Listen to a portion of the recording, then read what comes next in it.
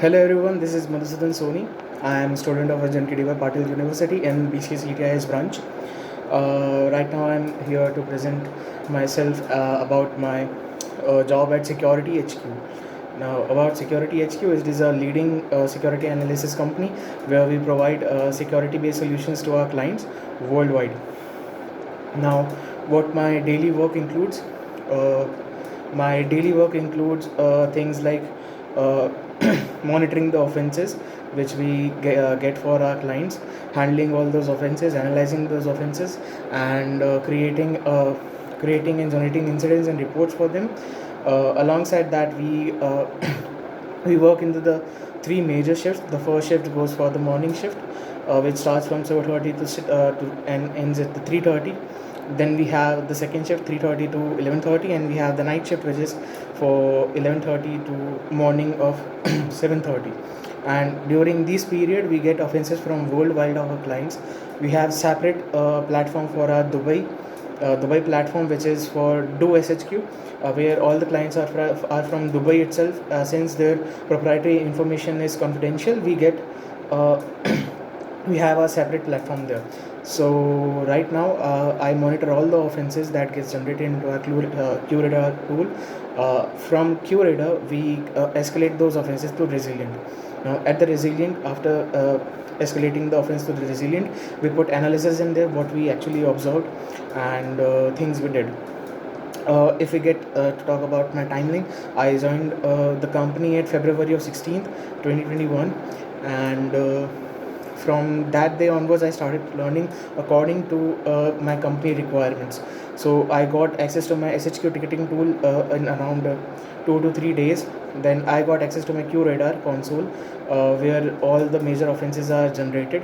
Now after now I had my QRadar access in about 15 to 20 days. Then I got Resilient in another 15 days. So this is how the progress goes on. As you learn more and more, you get more and more opportunities to handle more and more tools.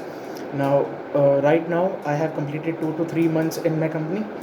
It's maybe 2.5 months. Now I will be handling the whole Dubai SHQ on my own, which means that each shift has one person to handle Dubai.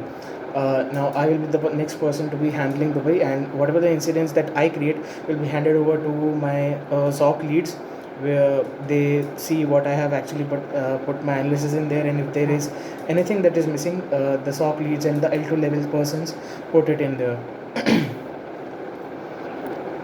And if we take a general example of what we actually do, now let's take an example of an real life offense, that is uh, let's make it multiple exploit events observed from the source IP towards the destination, which is the destination IP, from where to where.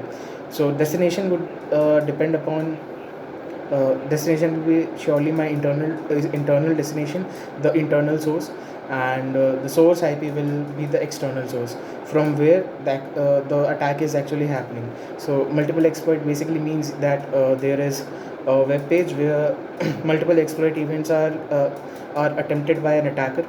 Now we can say exploits like a web app exploit, a PHP exploit, a SQL injection, or another web queries that can affect your web page.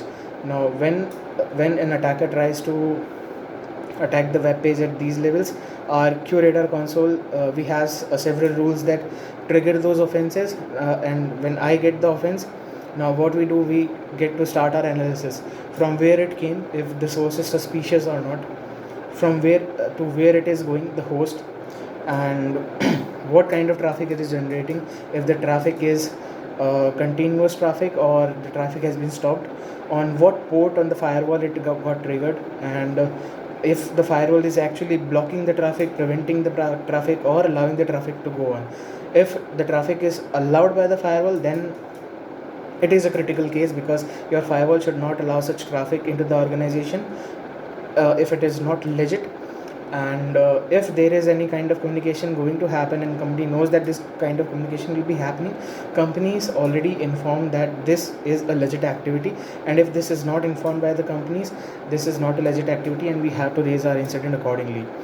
uh, As a part of analysis, the analysis goes into three main sections. The first section will be of alert information, where the summary of the offense goes in, where what is the source IP, the destination IP, the log source, what is the destination port, are there multiple destination port or just a single destination port like port 80 or port 4043, which are the HTTP and HTTPS ports. Then we go to the analysis part, where we actually put our main analysis. We get to paste all the details that we find, and all the information that are queried are fetches from our raw logs. So let's take an example. I got URL, I got URL stamp, I got URI stamp, I got the query, what kind of query it's running, what is the response code on that, what is the protocol, what are the other things that I find. So we put everything in there. What was the event count, if it is still continuous, then what is the latest timestamp, and what are other things that we observed apart from that. So let's take this offense was created at timeline 840, and so what was happening before 840 when the offense actually got triggered, or what is happening after 440, if the traffic is continuous or not. So if we observe any source user, if we observe any destination user that is doing any kind of activity, so we put all those analysis in there. So we can also put what kind of source IP it is, what is the organization it belongs to, what is the domain it belongs to, what is the location of the IP. We check the reputation of these IPs on database servers like AbuseDB, VirusTotal. We get to see the location on MaxMind and many other tools that we use. So basically, what are the advantages of being in such an environment and working as a SOC is, first, you get huge knowledge resources, you have a huge knowledge areas, you have a great community and a company who can teach you a lot of new things. Then what are the disadvantages? Now when it comes to disadvantages, you barely get any time for yourself.